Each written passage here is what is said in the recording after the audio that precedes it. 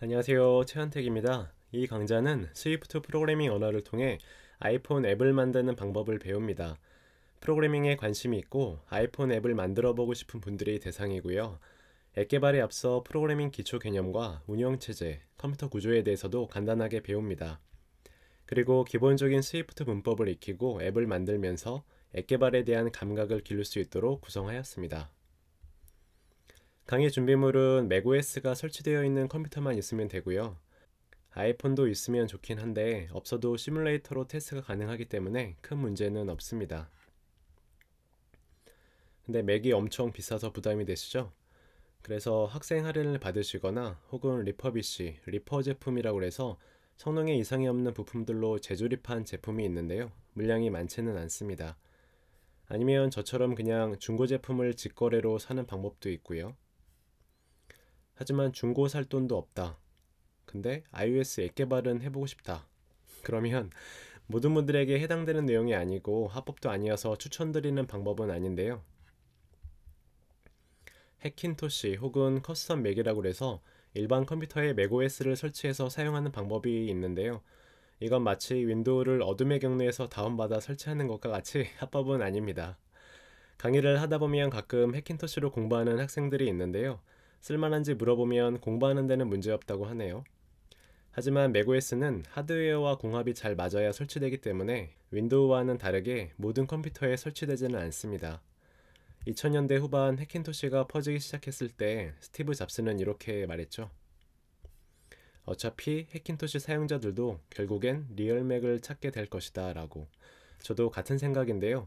본격적으로 앱 개발을 하게 되면 리얼맥을 사용하게 될 거라고 생각하기 때문에 말씀드렸고요. 구글이나 유튜브에서 해킨토시라고 검색을 해보면 많은 정보들이 있습니다. 다시 한번 말씀드리지만 해킨토시는 불법입니다, 여러분. 불법이에요. 여러분 야구 좋아하시나요? 야구 규칙에는 포크, 낫아웃, 인필드 플라이, 인터피리언스 등 많은 어려운 규칙들이 있는데요. 모든 규칙을 알아야만 야구를 즐길 수 있나요? 아니죠. 기본적인 것만 알아도 얼마든지 야구를 즐길 수 있는데요. 그렇게 야구를 즐기다가 좋아지면 더 많은 정보를 스스로 찾아보게 되고 더 깊이 알아가게 됩니다. 앱 개발도 마찬가지인데요. 처음부터 모든 문법을 알아야만 앱 개발을 하는 것은 아닙니다. 모든 것을 알려고 하면 재미도 없고 금방 지쳐서 포기하게 됩니다. 배운 것을 기반으로 자신만의 속도로 조금씩 조금씩 앱을 만들면서 흥미를 느끼는 것이 중요합니다. 어떤 개념이 한 번에 바로 명확하게 이해되지 않더라도 실망하지 마시고요. 대부분의 사람들이 한 번 들어서는 이해 안 되는 어려운 내용들도 많이 있거든요.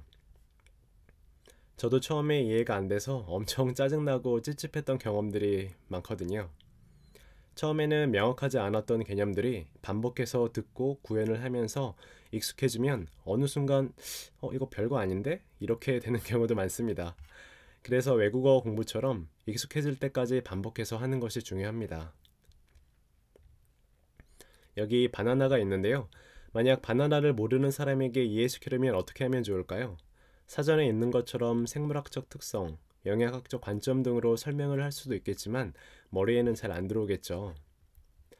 그럴 때는 그냥 바나나를 직접 먹어보는 것이 좋을 수도 있습니다. 그래서 강의할 때도 긴 설명보다 코딩을 하면서 맛부터 보는 경우도 있다는 것을 미리 말씀드립니다. 마지막으로 이 사진은 올해 애플 WWDC에 소개되었던 iOS 개발자입니다. 오른쪽 밑에 팀 쿡 아저씨가 열심히 소개하고 있는데요. 왼쪽에 호주에 살고 있는 이 소녀는 올해로 10살인데요. 6살에 코딩을 시작해서 벌써 5개의 앱을 앱스에 올렸다고 하네요. 그리고 오른쪽은 올해 82살의 일본 할머니인데 맥을 사고 6개월 만에 아이폰 앱을 만들고 앱스에 올려 화제가 됐었습니다. 물론 아주 쉽고 간단한 앱이지만요. 이 할머니도 우리가 배울 언어인 스위프트로 앱을 만들었다고 합니다. 앱은 누구나가 만들 수 있습니다. 처음부터 너무 어렵게 생각하실 필요는 없고요.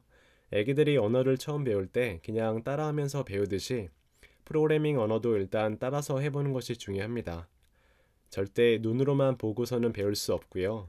본인이 직접 코드도 짜보고 다른 사람 코드도 가져다가 고쳐보기도 하고 때로 망쳐보기도 하고 에러가 나면 디버깅도 하면서 조금씩 실력이 쌓이는 것입니다. 프로그래밍 언어도 외국어와 마찬가지로 하루아침에 잘할 수는 없습니다. 오랜 기간 많은 인내와 노력이 필요하기 때문에 프로그래밍은 혼자 공부하기 어려운데요. 그래서 힘들 때 옆에서 도와주는 멘토가 필요합니다. 그런 멘토의 역할까지 할 수 있는 강자가 됐으면 하고요. 여러분이 자신만의 멋진 창의적인 앱을 만드는데 도움이 되었으면 좋겠습니다. 감사합니다.